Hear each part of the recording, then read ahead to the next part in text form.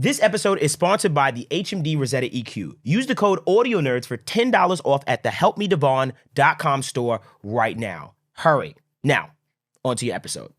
But I know if Stevie could see, he would have that same. And we're going to start this podcast now. What's going on, y'all? It's your boy, Devvon Terrell. Welcome to the Audio Nerds Podcast, the podcast for audio nerds like yourself. Please make sure you comment, like, and subscribe. Also, remember, one lucky person in the comment section is going to get that VIP EQ or compressor of the Rosetta. To the left of me, I'm Devvon Terrell. I'm a Pro Tools user. I'm really bad. I never introduce myself. To the left of me. You got to start doing that more because you don't rep your brand. But I rep actually Ableton because it's actually Ableton. It's actually Courtney Taylor, man. I got my little bomber on, still in progress. But it's like when you see somebody in a do-rag for years. For years, It's like, just- yo, it's just bro, the like, yo, look. what you got cooking, bro? Just Like, you got something cooking, spinning, bro. spinning. Nah, do your thing. Hey, To the far left of me, hey, man. You know, it's show the gold. The Show the gold. FL the apricot, FL. Nah, it's It's a persimmon. a persimmon. Sorry, Persimmon. I'm sorry. Shout out I FL. don't even know what that is. We don't know. Well, I don't know either. Hey, man. I don't know. You ever? Jane. Sorry, you ever noticed that your FL logo has a little sweat on it? Oh, on the that's new. That's new. Why they put? It's like a little water on it. Yeah. Because Okay. it's fresh. All right. Did they just picked it up? I ain't gonna lie, Eileen. You that was good. You got- told me. come I on, ain't gonna man. lie. You got that. Anything else? Hey. What you got? What's your name? Hey, man, I said I'm Elgene. I'm an FL guy, Okay. and I feel like it's the most even episode in a while, and we're gonna learn why in a little bit. That's a fact. So you see us in this room and you're wondering what's going on. We have a super, super special episode. This episode has been a long time in the making, honestly. There's somebody that I've just been talking to a lot behind the scenes and stuff like that, and someone that I've just really want to know more about their process and things of that nature. Ironically, and unfortunately, I also talked to this guy on the phone pretty much, and we've had like 7 podcasts already. But it's all good. Now we're finally going to give you one. So to the right of me, guys, is a very, very, very talented engineer, producer. This is my guy. You may have heard him mix things like for more recently, like Tyla's Water. Ladies and gentlemen, I have to the right of me, Dro. Make some notes for Dro, y'all. Let's go. Where's the bomb drop? Oh, we put that in after. Yeah, that comes after. I need it live. I got bro. you. No, I felt that. I Watch felt Zaire put like mad explosions and all that other stuff. You know, we cut clips. How you feeling though, bro? How's everything? Amazing, bro. Thank you for having me. Yeah, Of course, yeah, thank you yeah, guys yeah. for having me, bro. And I was laughing because, you know, obviously, you know, I had recently just talked to you and stuff like that a lot. And just learning your journey and just what you do and stuff like that has been really inspiring. I saw you for the first time, our first time we went to NAMM. Remember the first time we went to NAMM? Yes. And you know, I wasn't familiar with you as of yet. This is like a couple years ago. And I remember they were like, you know, Wizkid. Oh my God! You remember? Oh, that was our Wizkid? first On name. engineer stage. Yeah, That was our yeah, it first on name. engineer That was stage. Dro? Yes. That was That's yes. crazy. Yeah. I remember because that day you told me your infamous Afrobeat story. Yes. Yeah, and it And was then- like, The infamous Afrobeat story. yeah, Yeah. I mean, you can tell. It's All for right, you we're to gonna tell. have to hear it. Yeah. So, you know, but you know, this about Dro. You know, it's like Pro Nah, Tools people. You know, Pro Tools people. They feel like they know everything. Oh, Yo, that's nasty how you set me up for that. But long story short, you know, he came on the stage and they was like, yeah, like I think it was Essence that time that you was there. Yeah. And they were like, Wizkid, Essence, the mix engineer, this is Dro. And I was like, holy Yeah. shit. And it was like that peak of that record at that Oh, yeah. time. So just learning your process and stuff like that before I even get there, what was your DAW journey? So I want to know like where you started and then where did you end up? Obviously, I'm thinking you're in Pro Tools, I'm pretty sure, but I want to know your DAW journey. the DAW battles is crazy. Oh, huh? it's real, bro. He wants help so bad. It's real, man. No, watch this. We're gonna Watch put this. some points on the board. So But yeah. no, I mean, it just really depends on how far back you go. Because you know, when I first started making music, it was like instrumentation, Right. And then like you know, me and my homie were just making music at our house, and it was like Sony Acid Pro and like a webcam, wow. like you know what I mean? Like we didn't know what we were doing. Right. It was just playing around with it, you know, Right. and it's what we had. Yeah. You know. Right. But the evolution eventually kind of went into FL Studio. Mhm. That's where I started on production, and then eventually I kind of went through everything. You know, Ableton, Logic, Pro Tools, but you know, here in America at least, Pro Tools is the standard for you know Right. recording, mixing, and Right. everything kind of ends up there anyway. So I got really prolific at that, and that's what I use today for the mixing side of things. But I'm 100% FL Studio for production. Dang. So Crazy. Look gonna at split the everybody's room real like, yo, quick. the people are Wait, I'm gonna screaming split the all room in the real comments. quick. Oh, he split it. No. Don't even try to cut off the god at what he even just emphasized. What? You use FL for what? yeah, production. Okay. Production. You shouldn't be doing such Nah, an you're right. egregious crime. Nah, I appreciate you. in Pro Tools. Yeah. Putting I'm him trying in to his tell you. place and making sure like First of all, it's separate. you can never put me in my place. Pause. Okay, what's happening here? Bro, I What is wanted to going know. So I wanted to know now. Literally, I want to say, like 80% of my friends, my closest friends, are Nigerian. So I'm immersed in that world so much. What caused you? Was it something in your upbringing to like just understand it so sonically and be able to? I want to say create the standard of what the Afro mix is. Yeah, I mean, it was a journey. You know, it wasn't like I just kind of woke up one day and was like, oh, like I know everything about Afrobeat. Yeah. Even still today, like the genre evolves so quickly. You know, like I've been working in Afrobeat for 7 years now. Yeah. In those 7 years, it's changed sounds Right. so many different times. People still call it Afrobeat, right? But it's gone through so many different subgenres. But the spark of it was really, you know, just being out here, just needing some money, and then someone calling me saying, hey, do you want to record some guy named Wizkid? And I was like, who the hell is Wizkid? Right. Exactly. Right. And I was like, sure, if they're paying, I'll do it, right? So I'm, you know, heading over to the studio, Googling Wizkid, and I'm like, who the hell is Wizkid? Right. Had no idea, only to come find out, oh, okay, cool, it's Wizkid, not Wizkid. Then I started learning about him, saying, oh man, this is like the biggest guy from, Yeah. you know, African music. From that Like side, he is the yep. guy, you Yeah. know? Yeah. And yeah, man, so that's kind of where it kicked off the journey. And even back then, they were kind of in like this transitional phase with Afrobeat, right? Where like the quality of the music was kind of stepping up. Right. Okay. And, you know, people like Wiz back then was traveling on his own dollar. Yeah. You know, he was paying these major studios on his own dime. Like he wasn't like, label wasn't funding it at all, you Right. know? So he was investing in himself to elevate his own sound. And seeing that, understanding the music, I'm Brazilian, you know? I kind of was able to peep the similarities early on. Right. And then just the energy in the room, you know? And that's hats off to him. Like him and his friends and his producers and all the people that would come in the beginning.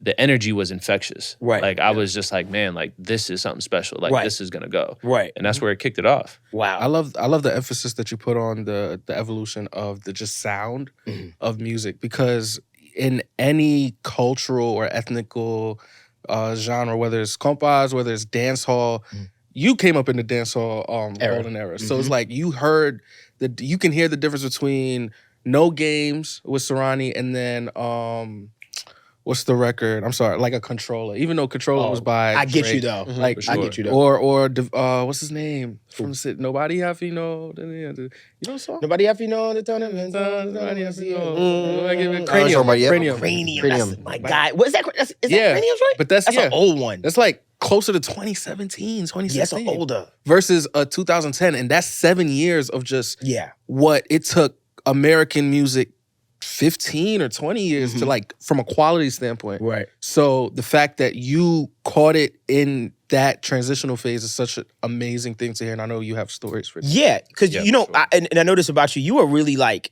on the ground, not the ground floor, but better yet, that transition of Afrobeats becoming really popular in the States. Like sure. you were a part of like that ground floor of that, like that resurgence. 100%. So when it came to what you were already hearing in Afrobeats, right, and stuff like that, you're working with Wizkid.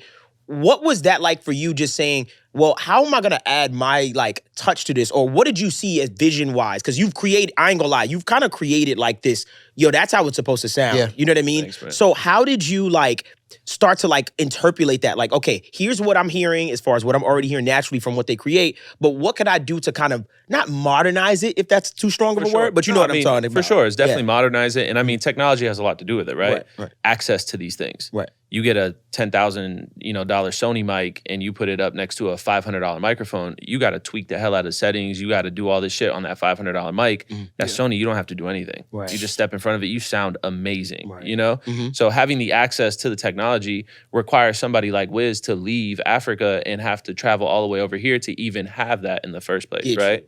And then obviously knowing what to do with it. So like when I started working with him at first, like he would always say, man, like there's a certain texture to our vocals and our voices because of the equipment that we're using, you know what I mean? Like it creates a certain type of vibe. I don't want to lose that. I want to still elevate my sound, but I can't lose my essence of what makes me who I am, right? And, obviously I was like kind of in the learning phase at that point, and we had to experiment a ton. It wasn't like it was like, oh, okay, overnight, let's just get it done, We experimented. We jumped in front of different mics, we tried different preamps, we tried different compressors. We were just trying all different things. Right. Different vocal chains in the box, everything, just to try to find, okay, cool, what's that balance, you know? What mic could you recall that he was like kind of commonly recording on like in the beginning? The beginning, man, was that the Audio Technica mic, the little black one. Whoa. Yeah. Bro. Yo. It was very, very cheap. What? Can you name like a record lot? with a Focusrite? The little red Can red you give one. us a song? Like, Yeah, I gotta. like Soko, Soko? Yeah. Soko. Yeah, I know. bro, That's for sure. That's Audio Technica and a Focusrite. 100%. And he recorded that himself, holding the microphone, no mic stand, nothing. Like, Wow. my God. yeah, for sure. That's 100%. insane. So kind of coming to your side and like just kind of, kind of leveling things out. I feel like you kind of had to like transition him into that because like you said, For sure. he heard a certain texture and stuff like that with his vocal. We both know like as far as the sound, it's like, well, it could be a better sound, but still there's something about it you sure. like. So you had to kind of find that balance. Like how would you like transition him into that balance and still keeping that essence though? Yeah, I mean, obviously he was like traveling a ton already. Mm-hmm. You know what I mean? And some places do have these, especially back then, did have some better equipment. Right. But it's also knowing what to do with it. Right. So putting the pieces together. Like he was in London a ton, but like some of those guys might have been recording him on like an 87 or something where it's better, but they didn't actually sit with him long enough to kind of bridge that gap. I get that. So to him, every time he's hearing it, he's like, I just don't like this, know? So fortunate for me, he was like, yo, cool, let's do it. You know what I mean? Let's sit down and figure out the try to sonics figure and this stuff. out. Gotcha. And back then, man, like shout out to Seth Firkins, obviously he's passed away a while ago, but he was one of my biggest inspirations because at that time he had said something about Future's music and he was saying that Future's music was always like very like culturally impactful. Right. But it couldn't compete on a level to put it on the radio against like a pop star. And so for him, he was like, this is what I want to do. I want to take your music and allow you to compete sonically with something that's on the radio. Right. Like a pop song or something, but still keep it rap so that we elevate what rap is. Right. And so for me, hearing that and also seeing that, following the evolution of Future's music and how it used to sound to where it sounds now, I was inspired. I was like, this is what I want to do for Afrobeat. Right. And obviously being right with Wiz, it trickles from the top down. Right. And people get influenced from what your sound. So 100%. basically, you were saying like, I kind of want Afrobeats to compete with like For be sure. able to hear an Afrobeat on a radio station and stuff like that. So sonically, not saying what you thought was lacking, but sonically, what do you think you was like trying to add to Afrobeat to make it compete? And you could be as Well, I mean, detailed back as then, possible. I feel like a lot of stuff, especially because the technology was limited, the equipment they're using is limited. No matter what you do, you just can't get that clarity that you have in high-end equipment, right? Sure. So now we're talking about competing with Beyonce, we're talking about competing with Drake, we're talking about competing with Dua Lipa, Right. Because the songs are great songs. The energy is infectious, right? Right. They're clean. They're not, most of them aren't like, too raw for the radio and stuff like Right. that. Right. So it's like, why not try to bring this to compete with these other songs, you know? Right. So that was our mission. I wonder, right? In this era of, like I said, just the music outside of America becoming so mainstream in America, I wonder if so his story, his infamous Afrobeat story, long story short was, hey, I'm a hip hop R&B engineer. I got sent to Afrobeat record, but I engineered it like or I mixed it like a R&B record. So I think this is like when you send 2000 it back, this is years ago. Yeah, I think I told you sure. about this too. I was like, Yeah, go ahead. Yeah. But so it's like, all right, this doesn't have the same feeling. I wonder if there was any influence or like reggaeton at the time. In 2017, 2018, you could hear that these mixes sound like pop mixes. Even though they're coming from the root of reggaeton and Latin music, it's like you can hear the influence of what was popular at the time. Right. You know what I mean? In the mixes. And I wonder if that was the same. Yeah. I mean, for me, I grew up in Miami, right? Yeah. And I was born in Brazil. I moved over to Miami when I was young. And so like I have all this different cultures. Yes. And like a lot of Brazilian culture does stem from Africa, a lot of our food, a lot of our dance, the music itself, there's a lot of correlations between the two. I go to Miami where there's a huge Jamaican community, there's a huge Puerto Rican community, huge, Cuban, Venezuelan, Colombian. So you have all these different cultures. Right. and you kind of start to see where they blend in each other. Right. So one of the things that I feel like stuck for me wasn't more so sonics, it was feeling, right? How do these songs feel? Right. Because I didn't know what the hell bro was saying when he's just give me the keys and we can smoke it, y'all. I mean, Facts. everybody was dancing We going, still don't know. Yeah. Facts. you know what I mean? Yeah, like, yeah, bro, yeah, he would give us one line Right. and then everything else would be patois. And like, if you weren't Jamaican, you couldn't understand it. True. Right. But Right. you were still dancing. Facts. That OD. shit was making you move. Right. Even all the Spanish girls were dancing to it. True. You know? And then the Jamaicans were dancing to the Spanish music they didn't understand. Facts. So Right. that feeling is kind of what stuck with me, right? And that's where it was like, okay, cool. This music should make me feel like that too. Right. You know, and ultimately, yeah, we can shine it and make it like all glossy and make it Right. like poppy and stuff like that. But like that feeling ultimately has to still be there. Right. And a lot of that comes from balancing the dirty with the pretty, right? Interesting. Okay. You know, and I'm 'cause, about to like- ask you about that because something about your mixes that I hear is you have a very fascinating way that you give me transients. So like I listened to your percussion and the way your percussion rolls off a speaker is just so sharp, but it's not aggressive, if that makes Yeah. any sense. Like it just feels like it's sitting back, but I'm just hearing every click of everything. Like what is some approaches that you use for like percussion and drums and stuff like that in mixing? You know, it's funny, man. Like a lot of people think that like I'm over here just like saturating the shit out of we everything. thinking, yeah, and, we like, don't know. Yeah, know. I'm very interested. Yeah. I love the guesses because everybody's always like guessing something different. Right. And a lot of it, the one that's common the most is like, oh, how are you saturating your drums, right? Right. And it's like, cool, like I don't necessarily do any direct saturations to all these independent elements. I Right. think a lot of it is just moving shit out of the way. You know, mixing is all relative. Right. Somebody says, make it wider. If there's nothing in the middle, how do you know how wide it is? Very true. Yeah. You know what I mean? So having that contrast between different elements is Right. what's going to actually give you. Right. So if I'm trying to get this little percussion to stick out, but there's a snare drum right on top of it and it's all hitting down right in the middle, what's the point?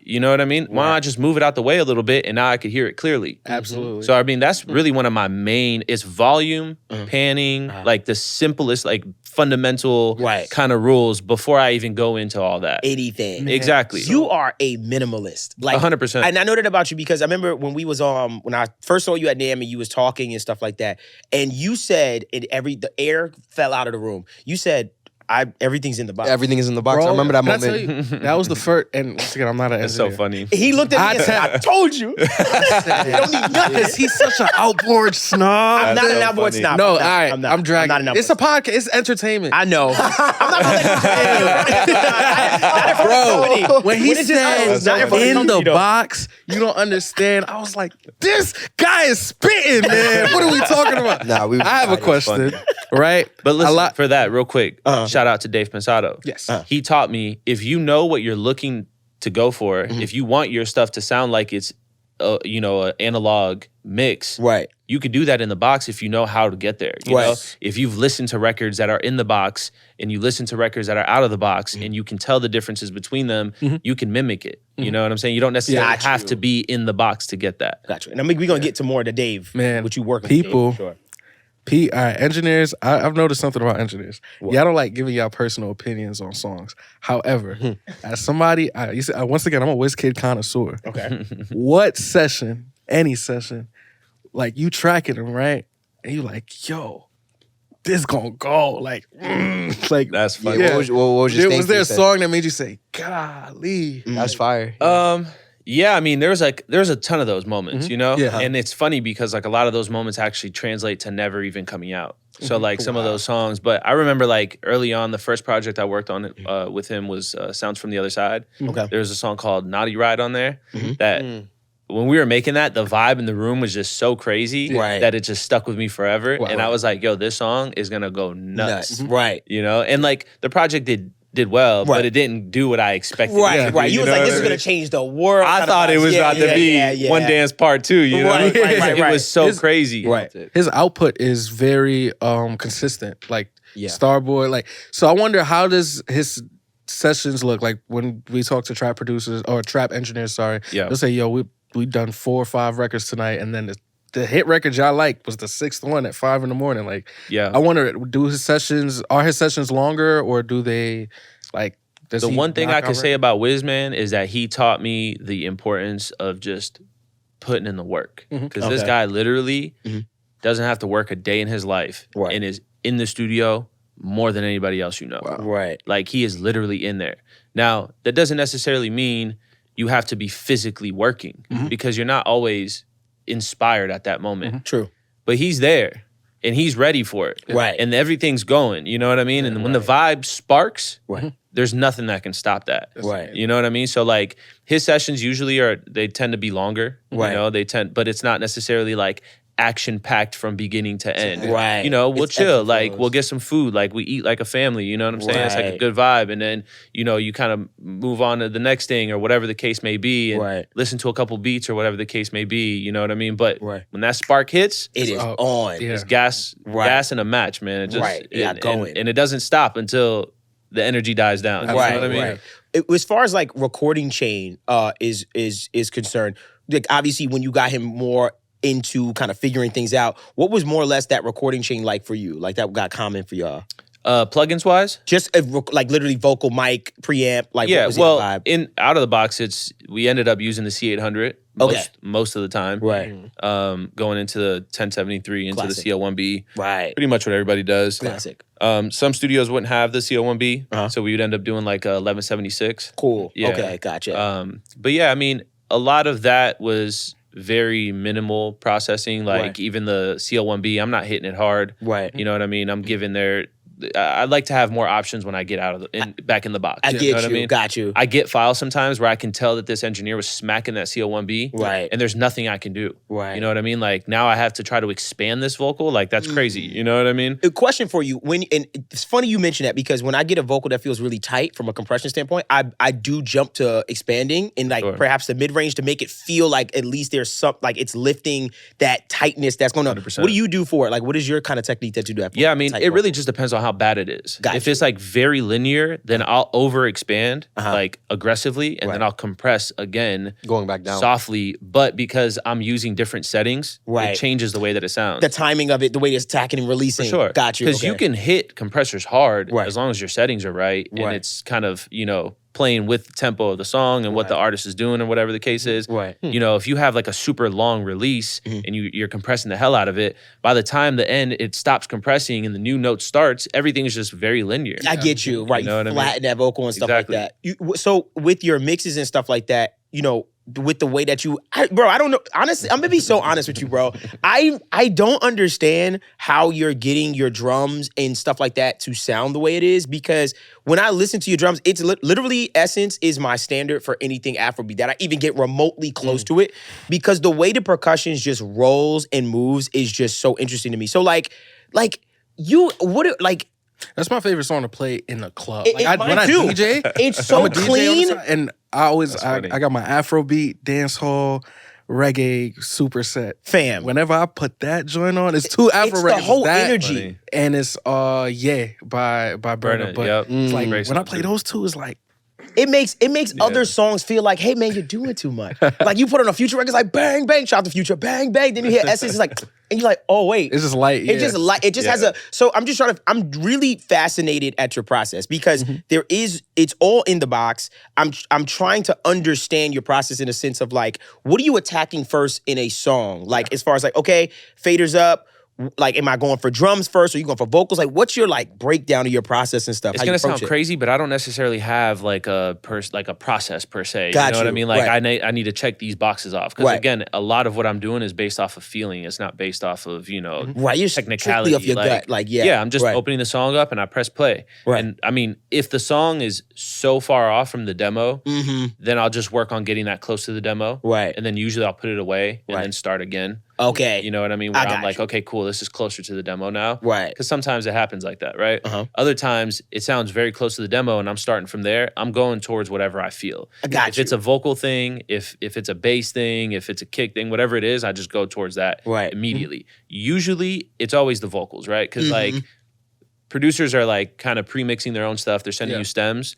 But vocals I usually get raw. Right. So like they're the ones that usually end up needing the most amount of work. Gotcha. So yeah, I mean I don't have like a checklist per se, but yeah, I mean, whatever feels right. It's just what you gravitate to first. 100% feeling, and that's what I keep trying to tell people, man. And like a lot of the times where people are just hoping for like this trick or like this Right. one special secret, you know what I mean? Yeah. Like there is none. Right. yes. The special secret Uh-huh. is work, a lot Right. to where your ears get tuned to what's going on. You'll Right. start hearing details that you didn't hear before. Right. You know what I mean? And be honest with yourself. Right. That's the number one magic secret that nobody wants to listen to. Got you. You know? And let me tell you this. For me, I appreciate that because I think there's so many kids that get caught up in gotta buy this plugin and gotta buy this and this and but to hear you, a professional that has a huge catalog of records that have been very successful, I think it's important for them to also hear, hey man, like you don't have to do much. You just have to listen. You know what I mean? gotta listen, man. Which is literally, and every time I watch you or anytime I've seen you, like I'm watching you on stage and I'm hearing all these crazy techniques from everybody else. And then when I hear you and I'm just like, huh? Like it makes me scratch my head. Yeah. Like every time, like you just keep it so simple. Like, think, man. like yeah. Well, it's funny because when I was on the engineers panel, right? Yeah. I'm looking at the crowd and it was somebody before me. And they were just like running off plugins and they were kind of making it seem like those are the things that you need or whatever. And I see everybody in the crowd just going, jotting down notes. Yeah. They're writing out settings and shit. You know what I mean? Then I go up there and they're like, yo, what's the most important plugin we should have? I tell them metric AB. Not a single person wrote that down. Yeah. Not a single person wanted to hear me. Right. Nobody wants to know. Right. But I'm telling them, I'm like, bro, what if you have all these plugins and you work so hard at trying to make this something, and then you go compare it to something else that's out there and you're getting blown out the water? Exactly. How do you know? Right. I'd rather have a bunch of regular ass plugins and one plugin that allows me to compare it truthfully. You know what I mean? Right. Not let me listen to this, pause it, let me open up Apple Music and go listen to a bunch of shit, then come back. Right. No, go buy the file, download the actual high quality version of it, put it in your metric AB, Yes. and compare your shit. Right. You will answer every question that you've ever asked anybody within yourself. I am with you 1,000%. Cause I'll literally preach to people. I'll be like, yo, I'm telling you, if you just A/B it, like I use audio Streamliner. We use Streamliner, which helps me to A/B like right in a session. I can load and it keeps those load files like in the thing. So literally I'll just A/B and I'm never disappointed when I go to a car because I'm listening to the truth right there, right then and there. It's right in front of you. That goes over people's heads, man. So would you say references is a big like part of your whole thing? Most important thing. Yes. And I feel like people don't even realize how important, even when I'm making beats, you know what I mean? That Like I'll reference other beats or I'll reference songs and stuff like that where I know, okay, cool, this is my favorite beat. Every time I went to the studio and played this beat for somebody, the room got lit. Cool. Let me keep that as my standard. Right. Exactly. Is this new beat that I just made on that standard? Right. You know, does it hit the same? Does it have the same impact, energy, whatever the case may be? Right. That's where the answer is right there. And that's why I pick like, for instance, like your records or obviously Tyler Water and stuff like that. I also am a big fan of like, if we're all hanging out and stuff like that, club, wherever, if I notice a song comes on, I'm like, whoa, that caught my attention. I immediately like am Shazamming and catching it. Oh, yeah. Like one of my favorite records that I don't know, bro, this shit takes the air out the room is Last Time That I Checked. And I think Ali mixed that one with Nipsey. For some reason, that song just rips the air out of the room and it just like nothing just fucks with that. When it was like hip hop wise. For sure. So I use that in my sessions, like just to be like in my 100%. AB. Like, so yeah, you have those kind of records that I just like kind of gravitate to that I'm like, okay, if I want something to sound clean and subtle and it takes me, I go to some of your records, you know what I mean? And stuff like that. What was you gonna say? So the thing I think Afrobeats excels at better than any other genre, R&B cool, like maybe R&B,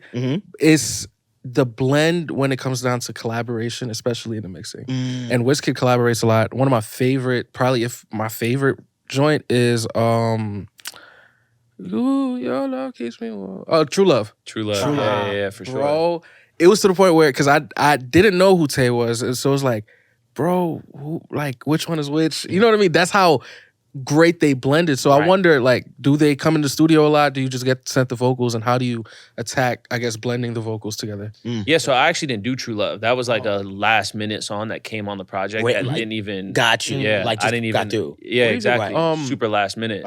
Did you do the Smile? Yeah, I did the rest of the album. That was True Love was the only song that I didn't do. Got you. Yeah. Okay. But Smile, like... The way you, like... The one thing Afrobeats also does, like, not only do they blend their vocals together too, like with other Afrobeats artists, but there was a song Lucky Day had with forget his name, whatever. Wizkid had her on the album and LMA on the album too, and you just hear this blend that I hear missing in other genres when they do branch I understand out. what you're saying. Yeah, I like if understand you could tell, like you ever hear a record, you're like, you could tell this is a pop person on a rap beat because Yes. this mix is so polished. Yes. And then Kind of thing. the rappers- You know, I hear that a lot. I hear that, like, for instance, when Justin Bieber's on someone else's record, Yeah. I when hear he's on a Khaled record, immediately. Sure. I immediately like, this is Justin. It's like, I'm just gonna bring my sound over here, and this is just what it's gonna be. Like, I noticed that a lot with Justin stuff. With you've worked at so many places and with so many people. I know that about you. Obviously earlier you mentioned stuff with Dave and stuff like that. Yep. How did that connection happen? Like, how did you start working with Dave and stuff like that? So I was working at Record Plant. Okay. And I was like a runner over there. I was just, trying to get some footing here in LA. Right. And the woman who used to run Record Plant, her name was Rose, and she was the person who actually trained the manager at Larrabee.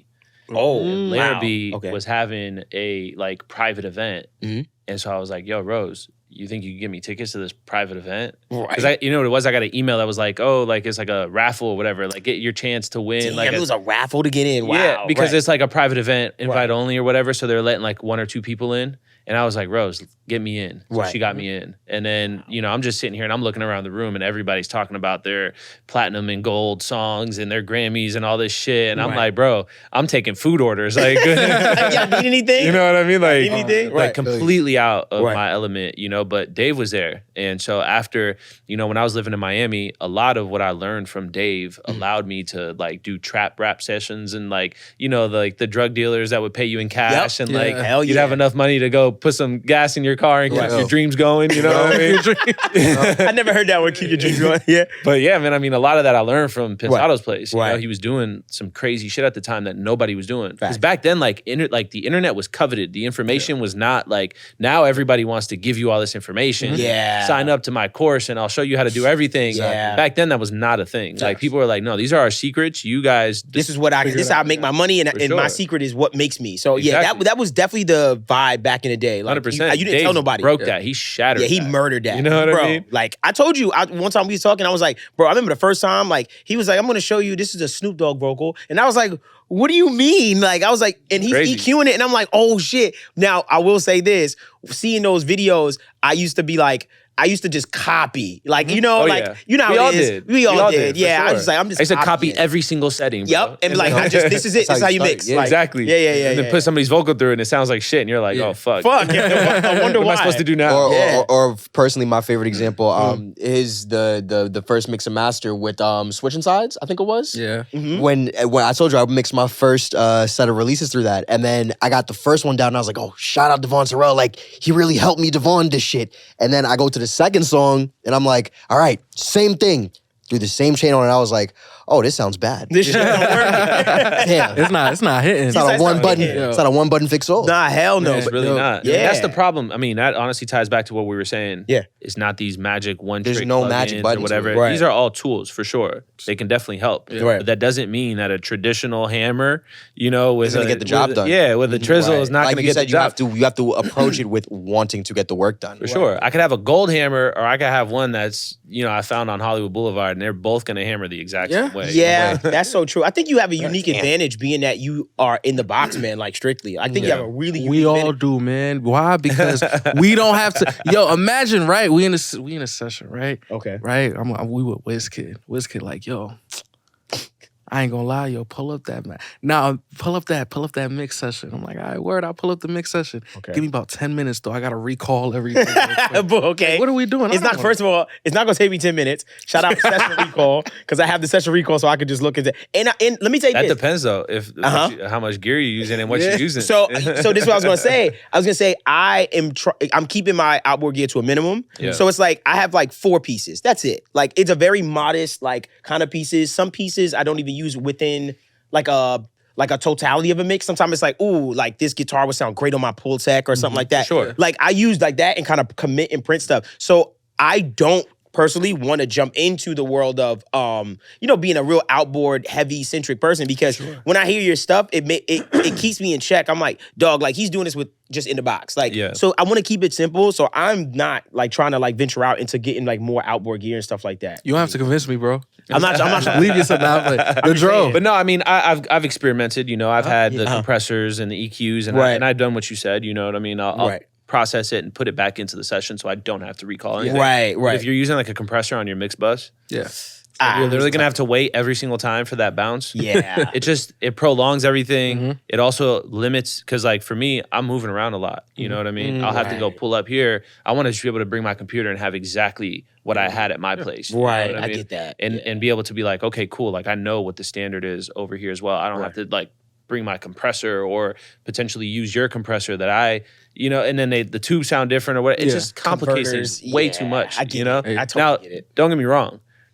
If it was improving something to the point where I felt it was invaluable, Yes. I would do it. Right. 100%. Because like to me, like the quality of my work, because bro, in this game, we don't have business cards. Like we can't market ourselves, It's just right? your sound. The song that's out there is everything that I have Right. advertisement wise. Right. 100% of the work that comes in is people saying, I heard this song and I loved it and I wanted to find out who did it and I want you to do mine. Right. You know what I and mean? that's it. So if it improved that, trust me, I would 100% absolutely would. use it. Question for you: what is your monitoring setup? Like, what's your interface? What's your D to A? Oh, like wait, speakers? You stepping on it.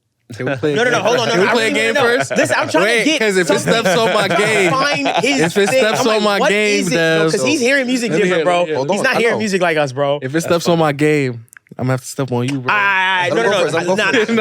Let's He said no. He said no. I want to hear this, and then we'll come back to the game. If you say it again, say it again. But I want to know that right now. I know somebody's like, "Yes, Devvon, thank you." Like, so what is your like interface D to A going to your speakers? Like, what is your listening environment? I have a Symphony, the Mark II. Oh wow. Yo, that just stepped on Nah, my this is the game, greatest bro. episode. He's not- Just stepped on my game, man. bro. Yeah. So I use the that. Apogee. Yeah. And I have an Apollo as well Okay. that Never mind, he ain't step on my game.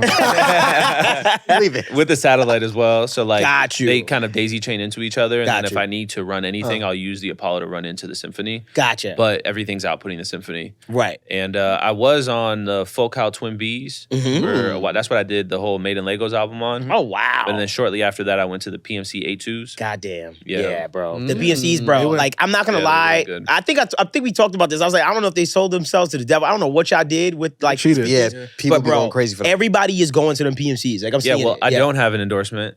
He's like, hey. So Zaire. I could shit on them, but but I like you guys. no, honestly, up until the 8.2s, Yeah. in the 6.2 series, the Yes. new speaker, I didn't like PMCs. Right. Oh. There is a studio in the Hollywood Hills. It's Perfect Sound, Okay. and it's like a house with a studio on the complex and everything. It's really nice, but the speakers in there were these PMCs, and they would always shit out on us. Like you can't turn them up too loud. Okay. So like that was like my first real experience with the PMCs. Right. It kind of rubbed me the wrong way. Right. And then like as I traveled and I started hearing different PMCs, I was like, oh man, I don't really love these. Yeah, it's like- I was an ATC guy for a while. Okay, got you. 45s and the 25s were like my favorites. Right. Gosh. But once these 6.2s and the 8.2s came out, It's up. they Dog. did something, man. So, Yo, you know, I seen.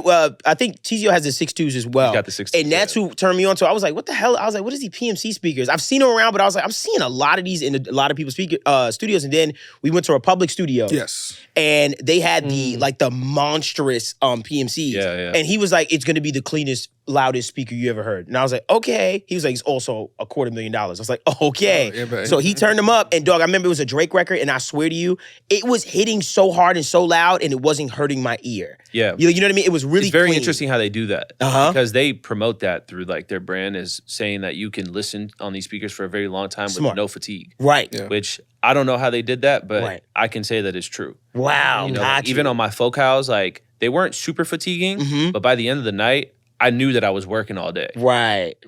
With the PMCs, even if I'm banging them, at Right. the end of the night, it doesn't even feel like I've been working all day. Like, Wow. my ears just feel normal. you Right. know? And stuff like that. What do you think it Yeah. is? Do you think there's like not a lack of mid-range? Like, because for me, the frequency that rings off of my ear a lot is like 3K. Like Yeah. 2K, 3K. Like if I hear that for too long, it's a wrap. Which, I mean, if people that mix on NS10s, I know your ears are just, you know what I mean? Like, yo, NS10s, when I'm listening to those just for like an hour, I'm like, yo, like this is They're just gonna like, have to, they're Throw gonna have to them turn up. the volume on this podcast up a little bit. oh yeah, facts. Yeah, They, like- exactly. Yeah, that part But too. it'd be So, like that. They have this in their manual. They have like this little diagram that shows how the box is made inside, and it's like a little maze. And then they have like they say that I mean I don't know, but they say that like the frequencies, the way they project outside of the actual cabinet, is more more like aligned with each other, whereas like other speakers don't necessarily have that, so they cross, and then it. I don't know if any of that's true, man. Right, but they you just know what I figured mean? some But crazy shit out. Yeah. that diagram is nice. It looks nice. The right. arrows all head in the same direction, where the other one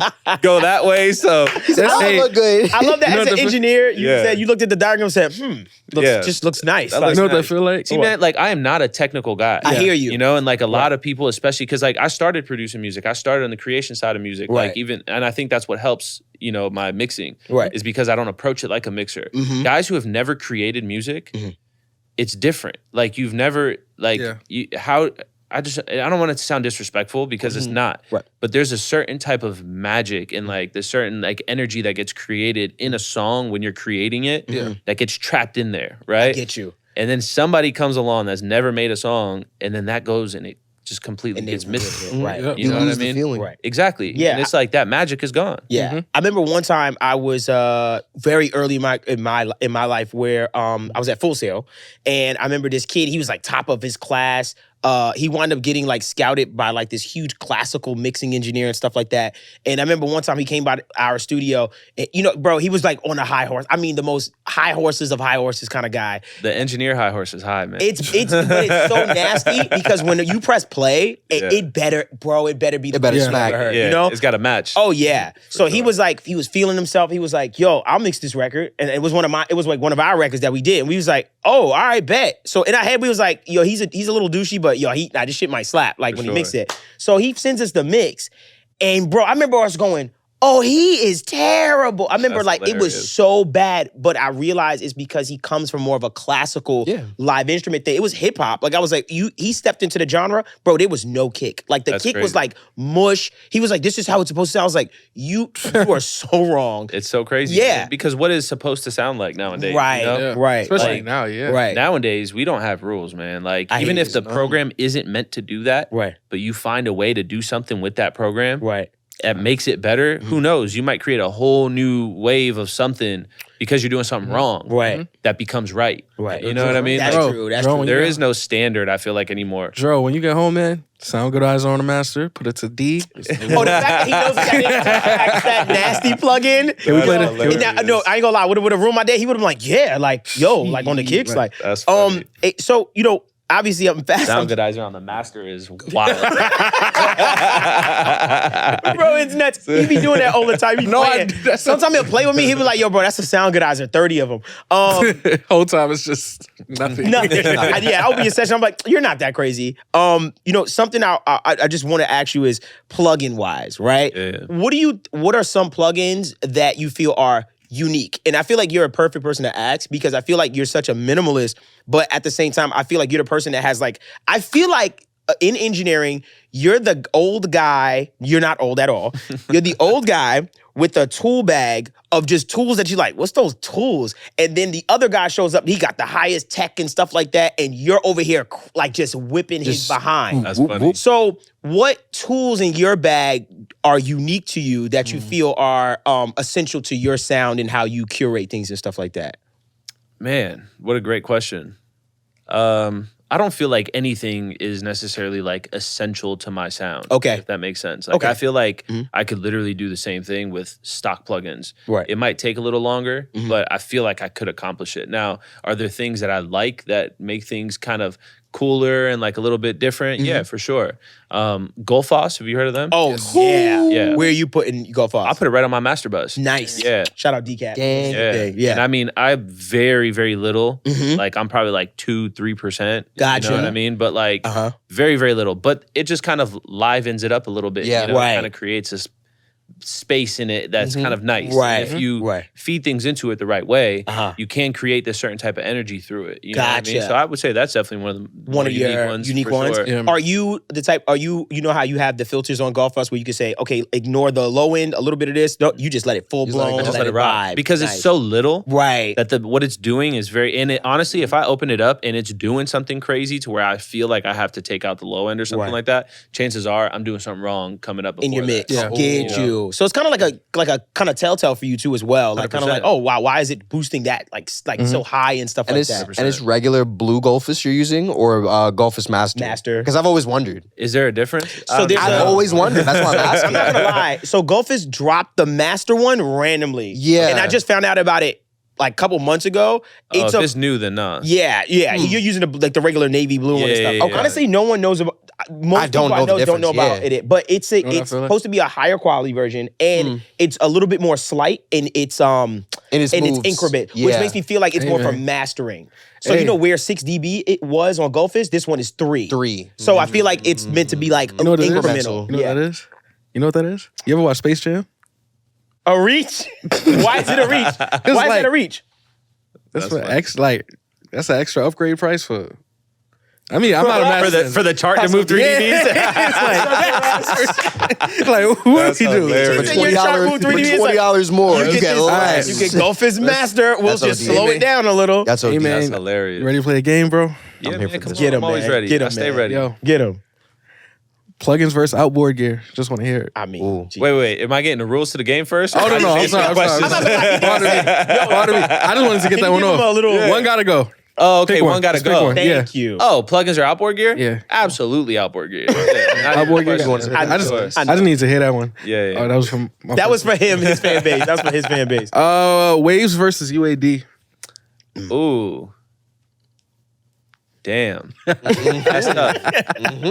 I would say, oh man, this is so tough because like I don't want to shit on either one of them. I think they're both essential. you Oh know yeah, what I they mean? know. But- They know. Yeah, Yeah, I don't even care about them, bro. These Right. people don't sponsor me, but that's the problem, bro. When people endorse you, now right. you have to speak Yeah, good by you them. gotta- I'd rather just be able to speak my truth. I You hear know you. what I mean? Yeah, same thing. Like we get on they. Trust me, I ain't gonna lie. UAD, we've been on your like Oh, on it's y'all sorry. for a little bit. And they're good people, but same time we're very honest. So you're good. Yeah, like for sure. you're good. Yeah. I w- one's got to go. I can never use it forever, ever again.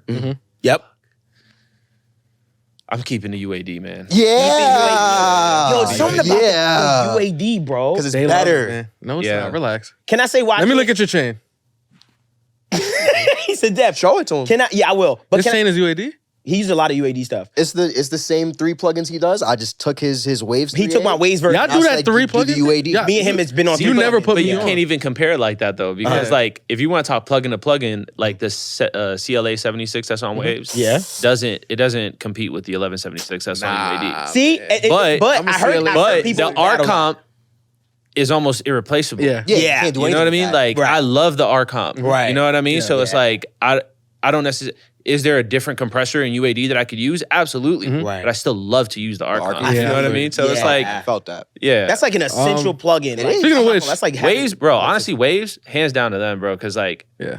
or shout out to them They're because like, locked bro, into everyone's. it's just they've created quality, not over the top, Yeah. like Right. not like trying to be like all fancy and shit. Right. It's like if you're looking at like food, you either go to like a super expensive restaurant and get some like really quality food, or you go to a fast food burger joint. Waves is that person that met in the middle. It's Sweet like chick. this is Waves is good. sweet chick. It's not too expensive. Right. It's quality. You know Right. what I'm saying? Like Bossa Nova. healthy food. You're gonna leave happy. Right. You know? That shit To, is Shake Shack. to his point before he gets to the game, that's crazy. Think about how many of us as engineers have told artists like that say, I want to start recording myself and giving you a cleaner version of this mix.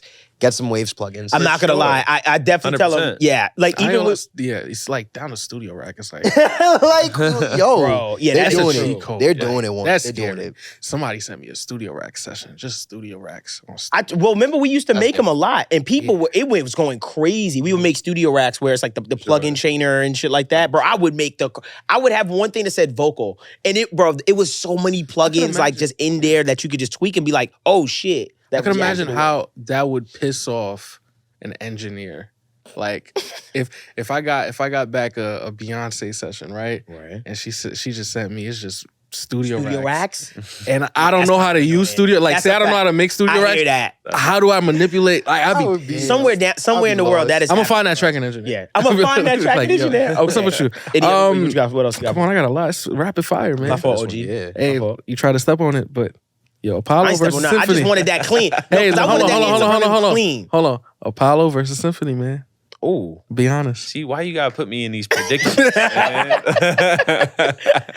It's like both of the things I use. I and I know. cannot. Oh man, I mean, if I had to pick, Mhm. I would say Apollo for sure. Oh wow! Yeah. What makes you pick the Apollo instead? Just overall, like, you know, like the preamp on it is good. You know, like the Symphony, you got to pay an extra Yeah. $5,000 just to have preamps on it. You know, and the unit Yeah. itself is $5,000, and then if you want to have more outputs, it's another $5,000. Where you could go. It's expensive. It's but I told could- you this. He's No, looking no, at no, me no, because no. he, It's the first he part, sees right? mine It's the and he first sees part, right? It's the 1,000 first fucking part. I'm inputs not. and outputs. So he knows. Respectfully, I love Apogee. It's the we first we gonna part. see y'all tomorrow night. If I was to, I'm like, I saved up. I finally copped it. They're like, that's cool. Here's the add-ons.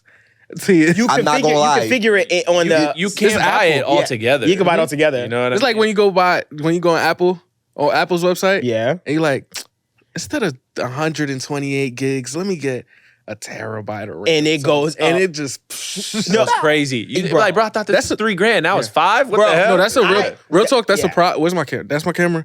That's a real problem. Apple, the amount of money y'all are charging for storage is insane. Have you ever realized that every time you double it, it like 400, the price is 800. insane. Yeah, it goes insane. Yeah. And my it goes- joint that yeah, hurt me. exactly. I got my Mac has 4 terabytes of storage and 64 gigabytes of RAM. 64 gigabytes of RAM. That was the max at the time. At the time. for Boy, Uh-huh. I check now because they dropped the new drop with the black MacBooks. Nigga, a terabyte of RAM, you could get 8 terabytes of storage. Right. Like, Insane. It's wild. I think Ben, because crazy. Ben had his laptop and Ben was telling us he maxed it out. It was like $7,000. I said a Maxed it out. terabyte of RAM. I'm so sorry. I know Like what you mean. 96 gigs. No, 128 now on a Yeah, they have MacBook. 128. That's 128 that's gigs of RAM. On a MacBook is crazy. Yeah, on a laptop is insane. I'm not gonna lie. I'm running on such a minimum. I'm not gonna lie. I'm running on a minimal setup because I bought my laptop when M1 just came out. Yeah. So I thought I was doing some damage back then because I had an M1 Max had it. Pro with a 32 gigs of RAM and freaking. I am old school. I was still in the I don't need a big hard drive internally. I do everything off of SSDs. To be honest, I still kind of feel safety with that for me Still personally. there too, though. Yeah, you still SSDs? 100%. Dog. So I Bro, you got 8 terabytes on that computer. Yeah, I got That 4. shit. Well, I'm saying if you did, right? Yeah. And you got 8 terabytes worth of shit on there and it crashes and something goes wrong.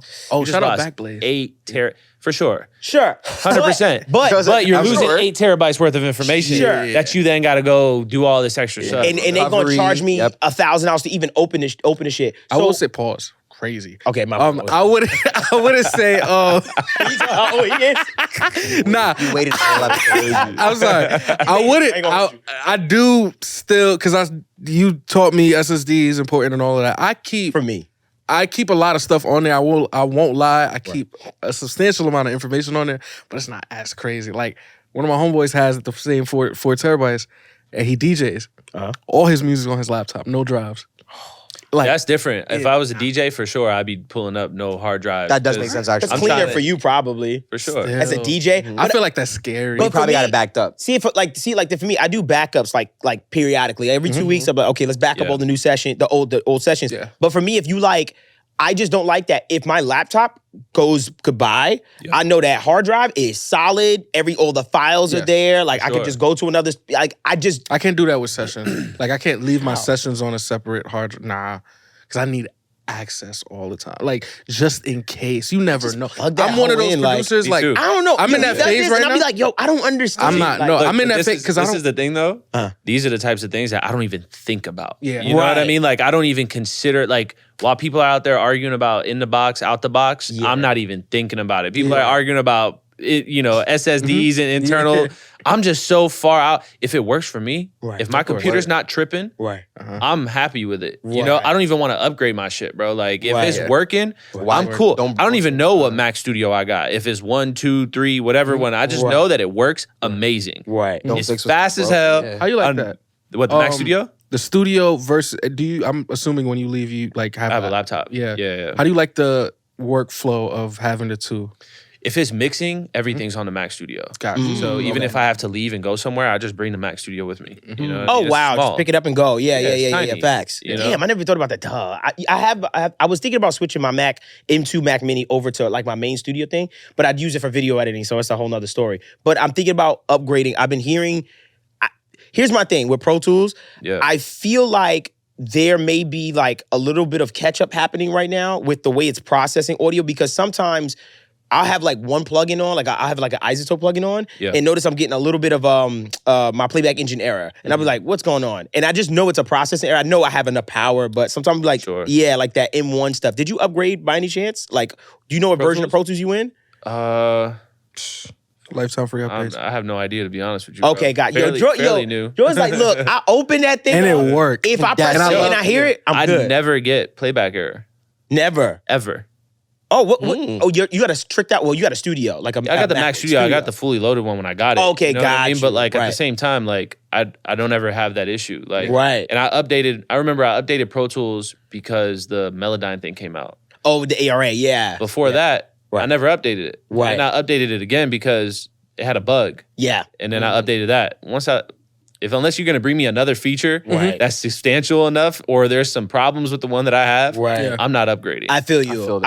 I'm the same way. I just recently upgraded, and boy, that was a long day. I'm not gonna hold you. Oh Yeah. my. All right. I mean, a full day downtime is Right. insane For for you, me. At yeah, this for point, you, know what yeah. I, mean? I can't even do it, yeah. Yeah, just one day is like insane for you Oh right yeah, now. for sure. That's crazy. Well, because there's so much going on, I right? bet. I'm not only just mixing, right? I'm producing as well. I'm doing sessions with people, Right. writing records as well. You Right. know what I mean? So it's like a day lost here can be gained over there, and I like get I it. just can't sacrifice I all get that it. between time with the family and all that. You know, Right. It's just You're a too writer much. as well? What's that? You're a writer as well? I don't like to call myself a writer. Gotcha. Will I write? Sure. Will I step in front of the mic and sing it? Yes. Am I the best? I'm not. Does it give the artist that is listening to it more confidence because I suck? Yeah. Absolutely. You know what I mean? I never I'm the thought same about way. that. That's a fact. Sure. Quick question. A little bit of haterade question. So this is the immature in me. Yeah. You ever be in a session, right? Writing session? You looking at the engineer and he not really doing it he not really doing it do. You know what I mean? Uh-huh. I'm not an engineer. I'll be in sessions and I'll be looking at the engineer like, I'll be hating because it's like, yo, what are you doing? Like, it's not even. Like, what do you? So, not- what are you asking him? I'm like, you ever look at the kick the engineer guy like, out the chair? judging, not kick him out. But Oh, like, I've done just all the above. side eye. I've judged. He's like, I've he's like, screamed don't at. sugarcoat it. Don't I've sugarcoat fucking kicked them out of the chair. Right. I've called them idiots. bro, you're an idiot, bro. Move, bro. I mean, dude, if I tell you the same thing 3 times and you're Yeah. still getting it wrong, you're an idiot, bro. Like, come on, get your shit together, my boy. Right. Like, we're In your trying to environment. help you. Right. I'm a nice guy, man. Like, I've been in that chair. You know what I mean? Right. Like, I've climbed my way up this. Right. I've literally clawed my way up. You Yeah. know what I mean? Right, Like, I know what it feels like to sit in every single chair. Right. Right. And so if I see somebody there that's trying to be here and they're present and all that, I'm going to try to help you. Right. Some people just can't help them, man. I get it. that is What would you? true. What's some early, sessions that you had in your career that you were like, oh wow, I'm recording such and such. Like, what were some early like people for you? Yeah, I mean, my first big session was Romeo Santos and Rico Love, Wow. which was like Wow. huge. It's funny, man, because that was like my first actual session, like recording anybody, Uh-huh. and like I still have that check that they sent me. That's dope. Yeah, it was, Wow. it was Bro, probably what the like $250. Wow. I'm You not said gonna lie. that's That's, an like saying I'm amazing. recording Drake and I just started. Wow, that's crazy, That's dog. crazy, yeah. Well, I didn't know that. Okay, so all right. Well, it's That actually kinda because I was interning for Rico. right. So back when I was in Oh. Miami, Uh-huh. there's a studio called Circle House. Mhm. I sent Circle House. I mean, I sent all of them my resume, which basically said I went to school. Right. And then Circle House printed out the resume, put it on the counter, and Rico Love's engineer at the time, this guy Thirst, had come by and grabbed my application off the counter Mhm. and called me and said, "Hey man, like we need our own intern." And they were running everything out of Circle House. They had the room booked for like a year. Yeah. So Oh, and wow. Rico had like a crazy camp going on. He had like 5 producers, an engineer, and he would write everything himself. Right. So I was like, yeah, for sure, let's do it. And Wow. yeah, I mean, I was fortunate because if you're an intern for the studio Uh-huh. and there are sessions going on, you're not in the room. Mhm. Because I'm an intern for the camp that's booking the room, Oh, you're a part of I'm in that. the room every day. Right. Yeah. So even though I'm not doing anything, I'm learning from them. I'm watching them. I'm seeing what they're doing. Yeah. I'm hearing Rico, tell the producers, yo, change this, change that. Right. So like the amount of access to information I got was a lot more, right? 'Cause, Right. like Rico's writing, he's producing, he's got 5 producers in the room. This guy's engineering, he's Yeah. recording, Right. he's trying to put like a mix on it, It was so multifaceted. Right. Even just watching how Rico dealt with these huge artists, that would come Mhm. by and stuff like that. Right. The conversations he would have, Mhm. and then the stuff I would hear come out in the music afterwards. I'd be like, oh, wow, that's really smart. Yeah. You were asking Wow. very specific questions, Right. not because you're truly interested, which you might have been, Right. but now that information is coming out in the song that you're writing for this guy. You Right. gained a result. you're making it personal to him. Right. You know what I mean? You're speaking something he wants to say. Right. You know, which is Wow. invaluable. So now knowing all of that and having all that information has helped me tremendously because Right. even as an engineer, man, like I hate the term engineers and producers and all that. I hate the fact that a lot of people in this game try to box you in, right? Right. So if I tell, like in the rest of the world, absolutely. Like if you're a surgeon, if you're a brain surgeon, you probably don't know much about feet, right? Yeah. In our world, it doesn't work like that. Like the guy who's engineering might be a better producer than the guy that's producing That's the very session. true. Yeah. You yeah, know, for the sure. producer might be an amazing engineer. Some of the best, some of the most impressive mixes I've gotten and heard have been from producers. Right. You know Very what I mean? true. Where I've been Yeah, like, yo, yeah. you guys are crushing it. Right, facts. Like, You know? I hear Max, you know, like I know what you're talking about. Like those guys, you're 100%. like, whoa, like to the point where you get those mixes, you're like, I'm not gonna do much here. You know what I mean? Like, most of the time, all the biggest records that have the most shine, that all the mixers get the most amount of credit for making that record sound amazing. Which not saying that they didn't. They put the whole thing together, but a lot of it came from the producer. right. You know what I as far as mean? how they put it together and stuff. 100%. Like Right. some of the songs that I get that are like let's say I get it at a 2 and I bring it to an 8. Right. That's a big jump. Yeah. Right. Nobody cares about those songs. Mm. And then I get a song that came in at an 8 and I bring it to a 10. Everybody's like, oh man, this is the most amazing song ever. You know? Right. It's just, Yeah. you know, like, Yeah, I give it. who's the more talented person in that Yeah, situation? The get guy it. that took a 2 to an 8, you Or know, the guy that or took take an 8 to a 10. Yeah. Which is interesting because I think taking an 8 to also there is a skill level to take an 8 to a 10 because there's a certain pullback that you have to have. For sure. Being that, this is an 8, like I don't need to do A, B, C and stuff like that. So I actually think there's a It might be more difficult. it might actually because if Less is more and it's harder to do less. That's you know that's what I'm I saying? mean because I have so many access to so many tools. Like I might be like, I want the color of this compressor. So I think there's something to say about that. Like just sure. that little 5%, like knowing how to get just a little bit more out of something is important. 100%. And removing your ego from the situation, right? Right. This isn't my song. Right. If I want to have such a big footprint on the song, let me just go make my own song. That's true too. Why would I sit here and try to change your song that you've probably listened to thousands of times? Right. And I'm hearing it for the first time going, oh man, like this kick's wrong or this bass is wrong. Yeah. Or That's like, not bro, for you to- like, yeah. you know, you probably dialed it in exactly where you wanted it. Right. So now when I listen to it, if I respect, you know, the person that's sending its, you know, talent and saying, okay, cool, like I know for a fact that you're dialing it into where you want it. Right. I'm gonna try to listen to it and put that hat on of how did you want it and try to maximize what you wanted. Right. So get the most amount of feeling out of what you delivered. Right.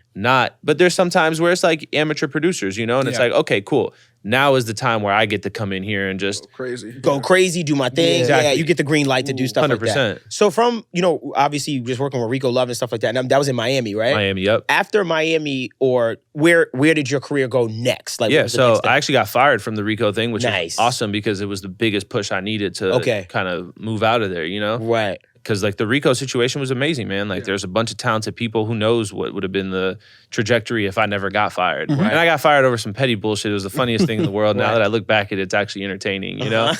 But that pushed me to come here to LA because after that, I was like in Miami, it's Rico Love and why am I forgetting his name? Jim Johnson. Oh, wow. Yeah, Right. them right, two right. were like the ones Right. that were like doing everything at the time. I mean, there were other people there that was But they crushing were, it like, too, the but they were primary like guys. like Super Deuce was out there crushing it. Right. You know, I met him back then. We became really good friends. Like there were people that were crushing it, but I just had to come experience the LA I heard about, you know? Yeah, you know it. Right. So when you I got came out fired here. from there, man, I was like, fuck it, I'm going to LA. Right. And at that point, man, I was already doing tracking sessions. Like I already knew how to do this, but I Right. came out here and I said, man, I'm going to start from the ground up again. Right. I'm not going to try to come out here with the ego and be like, oh, I'm the best guy in the world. So I just got a job at Record Plant, you know? And Gotcha. Ooh. Rose even told me at first, she was like, I feel like you have too much experience. She goes, I like to get people who are fresh that don't have like bad habits. She's like, got you. you might have bad habits that I have to break you out of. Right. You know? Right, when you first came into that. Right. Exactly. Right. She's like, that's why I don't like to hire people with experience. But she was like, I'm going to give you a chance. She literally said that to me. Right. And I was like, all right, cool, thanks. Let me Right. know. And then, you know, Yeah. And, all history you, now. so you were seeing people come in and out of Record Plant and stuff like that constantly, engineers, like artists bro, and stuff. back in Miami, it was French Montana used to be at Circle House all the time. Yeah. Right. And his A&R, Zoe, she was working at Epic. I don't know if she's still there, but she was working at Epic. One time, because she knew me from like the whole like Miami stuff. And Right. like she was seeing me in and out. Like at some sessions, I was recording French for Erlini and all this stuff. Like Right. she comes out of a studio at Record Plant. It was a session for French, and I'm mopping the floor. And it was like, I'm there at like 8 a.m. and they were there from like the night before type shit. Right. And she looked at me and she goes, Dro? I was like, yeah, what's up? She was like, what the fuck are you doing mopping the floors? Right. You know what I mean? Right. I was like, yo, like, I'm I'm out here trying to get it. Right. You know, like, if you want to change it, hit me up. Facts, yo, let me know. If you need me in that room, like, yeah, let me if know. you're so surprised. Wow. Question. Well, one gotta go. I guess this counts as one. Big studios or like more intimate vibes?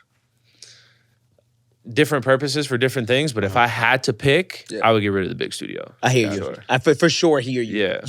In even in Record Plant, I know you assisted with a bunch of engineers as well. For sure. Like, who are some engineers that you assisted with at Record Plant? Yeah, I mean, one of the main guys that kind of stood out from the bunch, because obviously, you know, there's so many different clients that Sure. would come in and out. Right. But Josh Goodwin was one of the guys that really Right. kind of gave me a really good look out there. Wow. Yeah. How did he give? And what was the good look that he kind of gave you and stuff like that? So this was when Bieber was working on Purpose. Gotcha. And Josh was his, everyday engineer, Yeah. vocal producer. He was there every day with him. Right. But Bieber was obviously a superstar and would just be like, hey, man, we're going to be there in 15 minutes. Right. No heads up. You Right. know, it's not like, 3 p.m. and they're coming in. Mhm. It's everything go, go, go. Right. And Josh at that time had an extensive setup. You know, it took 30 to 45 minutes to get everything set up. Speakers, the whole nine. What is he Speakers, saying? computer, Okay. compressors, like he would have his own gear and stuff Right. like that. He would have his own interface, his own computers. Damn, interface too. Yeah, Shit. no, he would bring a lot of stuff and Right. his own speakers. He had the ATC 25s. Right. Those weigh like 80 pounds a piece. Yeah. We'd have to like haul them from the top room all the way my down. gosh, bro. So yeah, it was like an extensive setup. Right. And excuse me, the assistant that was on the session was a guy named Henrique. He was a Brazilian guy, and I'm Brazilian. So like early on in the record plant, Right. record plant was like a funny place, man. When I first got hired, it was like a very like frat boy kind of vibe to where it's like you almost kind of getting hazed a little Yeah. bit in the beginning. Uh-huh. Nobody really fucks with you. Right. You know what I mean? Right. In the beginning, everybody's kind of, but Henrique being Brazilian, he was always kind of like kicking me some game and like, Oh. yo, like, if you want to do good here, like you should do X, Y, Z. So we got tight. With Bieber coming in so last minute, the Henrique gets the call, Bieber's gonna be here in 15 minutes. Right. This is LA, bro. Like you don't get nowhere in 15 minutes. Nowhere, You right. know what I mean? Facts. He's all the way somewhere taking 30 minutes to get to the studio. Yeah. And at that time, runners weren't allowed to touch like people's gears and computers and stuff like that. Right. And like, because Rose was like very crazy about, breaking stuff and like, in a good way, she didn't want any, the studio to be liable for any of it. Right. But long story short, Bieber came in one day and Henrique wasn't there. He wasn't going to be there. Right. And I snuck in and set everything up before Josh got there. Shit. Right. And I was like, kind of just not even thinking about it like, oh, I'm doing something wrong. I'm Right. thinking like, I'm helping. I'm trying to Right. help. You know what I mean? Right. This is elementary school shit for me at this point. You know what I mean? Like, I know how to set this whole thing up. Right. My eyes closed. Right. It's not even a big deal. Right. But Josh came in and he was like, oh, where's Henrique? And I was trying to cover for him because obviously he wasn't there. Right. Josh ended up finding out Henrique wasn't there at the time. So, he ended up telling the studio manager. That kid touched my stuff, kind of thing. Yeah. And Right. like at first, I just get the studio manager calling me, telling me, hey, come up to the office, when you get in tomorrow. And I'm like, okay, cool. Like I'm getting fired. Yeah. A fact. Like I was trying to help and now I'm fucked out of the Kinda thing. situation, Right. But it was actually the opposite. Josh was like, hey man, to put him on some of our sessions. So whenever Henrique couldn't make some of the sessions, I started doing some of the Bieber sessions.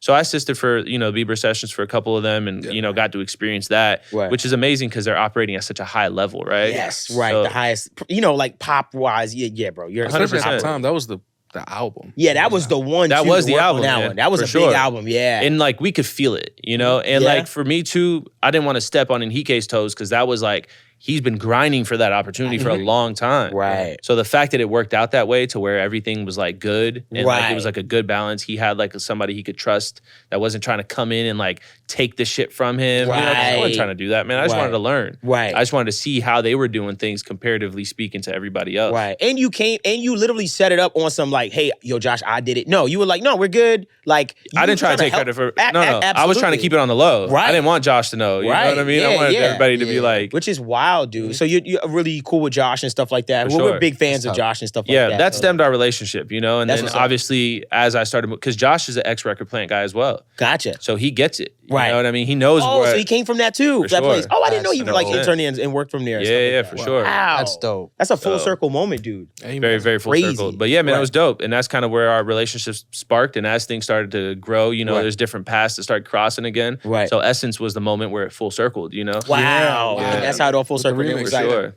damn, The bro. remix What is a like- life. Bro. How was that?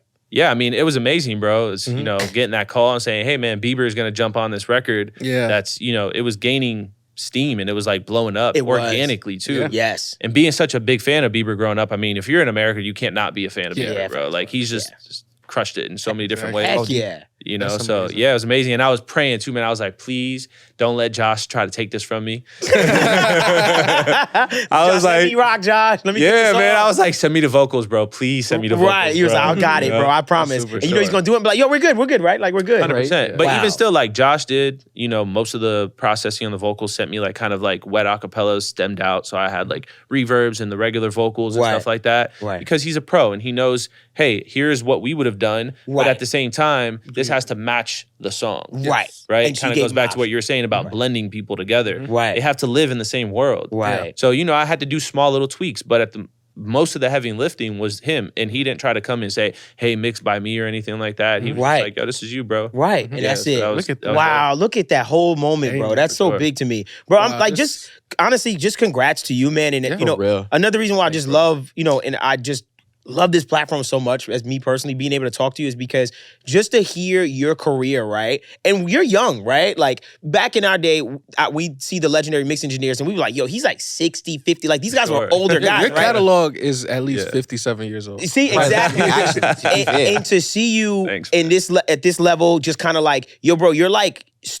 a new, like one of the newer like people in like the For sure. in that like realm for me. Like as far as like, yo, this is one of the newer people that's like killing the game. But a master of the craft. But a master of the craft, but so young. And I think Sure. that the timeline for mix engineers to get really good, like those guys, has sped up exponentially. I think it's like, Absolutely. it shows. Like, look at the, like, 100%. with Tizio Baines, all these younger guys. I mean, I'm older than Ali, which throws me off every day. You are? Yeah. I remember when I God told him how damn. old I was, he was like, he's like, funny. what the fuck? So Kidding. I just want to say kudos to you, man, on your journey. I can't Yes, wait bro. to see For what real. else you guys are just gonna do. Like, especially you, man. dog, because you're pioneering an entire genre. I don't even know if you realize how big It's that the is. standard. It's Is the- yeah, you set you're, the you're standard. creating a standard. You're one of the guys Appreciate it. in that genre that's really creating a standard. So I just want to say kudos to you. And I know you don't do much press and stuff like that. I don't, man. This I is like one of the most laid back. I want to tell you, this is one of the most laid back. Yeah, Yeah. it's funny, man. Like this engineers thing that's happening for Nan. They Yeah. went and they took like was it Muso? Yeah, your Muso. I don't have an account. Right? Oh, I had one like a wow. couple years ago and I was Right. just like curious about it and then I closed it and I was like, whatever. I don't like to keep track of that. Right. It's Right. weird to me. Right. I went on there, it says 6.6 billion. I was like, damn. You was like, for real? That's me. That's me. Like, Yeah, that's yeah. it. And I know that's just not even all the way updated. Uh-huh, too, yeah. So I No, know they- it's more than hey, that. Yeah. Muso don't got Apple Music's numbers yet. Yeah, which they It doesn't have Apple Music. No, he's like, oh, do you know what I See have? what I'm saying, bro? Like, Yeah. I didn't, but I don't Yeah. keep track of that shit. Yeah. man. Right, right. You know, because like the problem is, bro, like I feel like a lot of people start getting too caught up in their accomplishments, Yes. Right. and they lose what actually made them. Bro, my studio, I don't even have a plaque in the studio. Like I keep all my plaques in the house because like I don't want any of my plaques in the studio to come in here. It's a no ego zone. Right, You know what I'm saying? Like, Right, That's and, right. and bro, like there's people that are 16 years old. Right today, that just started making music that might inspire you to do something different. So if you're this guy that just completely closed off to everybody else because you think you're the biggest and the hottest shit ever, your time is coming.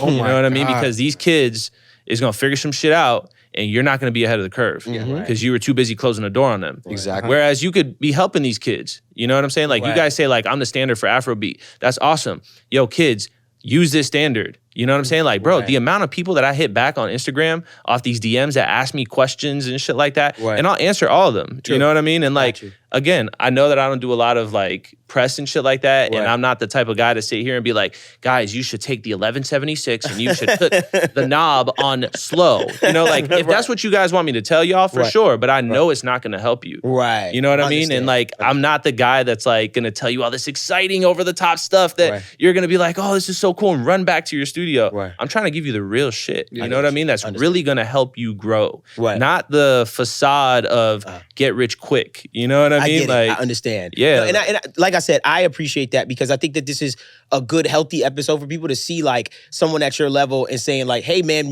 I'd keep it simple." Like you're not bullshitting. You're like, "Dude, I really just keep it simple." So Try to I keep think it as that simple as possible. it's really cool to see the the contrast of what we be going crazy about all this stuff, but also see like this can be really easy. You just like don't overcomplicate things and stuff like that. Now, don't get me wrong, man. Like, I'm still ahead of the curve. You Of know, course. Gold Clip comes out, I'm one of the first people to get it. Right. I'm testing it. God Particle comes out, I'm one of the first people to get it. Right, I'm right, testing it. right. Do I need this? You know what I'm saying? Right, Like, it's a real I'm not closed the doors just because I'm simplified and saying like, oh, like I don't need none of this shit. I already got my operations going. Right. My shit evolves. Always consistently evolving. Yeah, You know what I'm saying? And I'm always getting new plugins and trying new things out. Right. But I didn't have this Gold Clip when Essence came out. Yeah. Facts. That's I hear 4 you. times platinum. Does it matter? You know what I mean? I get it. Do I absolutely need Gold Clip? I get it. I don't. Right. You know what I mean? So am I going to tell somebody who can't afford to get Gold Clip that you absolutely need this? Right. I'm not. I get it. You know what I mean? Understood. Like I want people to understand that like the magic is within you Right. and the tools you got. Yes, sir. And I want to end Hold on on. that One one. question. Yeah, that was a fire ending, bro. Amazing ending. I gotta That's like spoil the last it. song in the album, bro. You know why I gotta spoil You it? about to put a bonus track and mess Hey, no, up you ready for the everything. bonus track? deluxe, man. Give It's the deluxe. You ready for the deluxe? No one ever likes the bonus Ready for track. the deluxe? might as well Two use the deluxe. time, right? Look, you gonna like these bonus tracks. Okay, what's this bonus track? This is the first bonus I'm track. not gonna lie. I ain't gonna lie. This first bonus track kind of bullshit. but If it's cool. not good, I'm I know you walking don't. out. I know you don't update a lot. That'll be even better ending, right? Yo, I would Hey, man, put the fuck this caption. shit. I'd be like, Dro walks. So like Dro walks on. Like they be like, Be like, yo, We could do that, bro. I'm with it. I'm like, yo, Yo, Let's hear where it goes. Well, small clip. Let's hear it. Here's the fake deluxe, right? Here's. I know you don't update a lot, but we get lifetime free updates. I want to know if you take advantage of that. Nah, I'm playing. Like asking if he go to 99 Cent store and get the 2 for 5. That's hilarious. Nah, the question I do have that I like to ask everyone that comes here is workflow versus Sonics. Which one is more important? Oh, that's a nice question. Workflow versus Sonics. Yeah.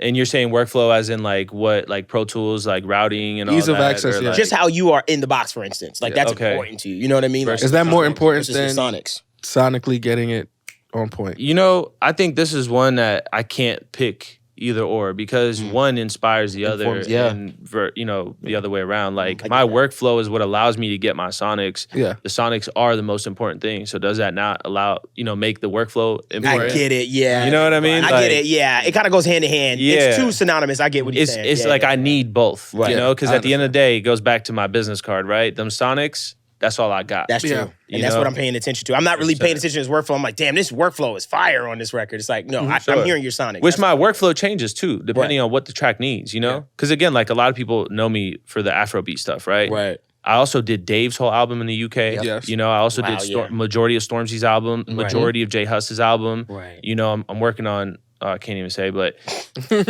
about to say, edit. yeah. I got you. Some other stuff that's coming soon. Hey, right. You know what I mean? But I do Right. a lot of like hip hop records and like UK bass and stuff like that. And like, right. you know, the workflow changes. Yeah. It's now I need to go aggressive. You know, now I need to hit harder. I get that. You know, right, so I right. need a little bit more saturation and tone and color out of these than I needed here. Right. You know, Right. Okay. so- Understood. Hey man, we good. It was a good bonus track. I like the bonus track. It was a good bonus track. I'm not gonna lie. It was a full album, bro. I'm not gonna hold you. Yeah. Ask me a Made stupid it question like so I could leave, bro. Facts. Yo, my G. I want that like Yo. bad controversy. Like, All right, yo. leaves.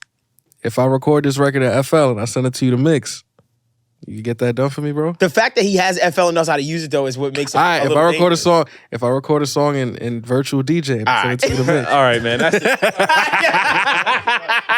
Do we That's record? perfect. And on that note, it has been the My Audio Nerds podcast, a podcast for audio nerds like yourself. Please make sure you comment, like, and subscribe. Dro walked off. We lost him. Yes, I hope you guys enjoyed that episode. And make sure you follow Dro. I'll leave a link in the description below. And Courtney, you have something to say? Can you even record? Can you record in virtual? You can. You can. If you And know how to we do are it. leaving. I'm not having I this ain't gonna lie. conversation. If you think about it, you put the beat into deck 2, Yo, right? we out. Deck 2 is crazy. Where are we going with this? We out. We don't leave it.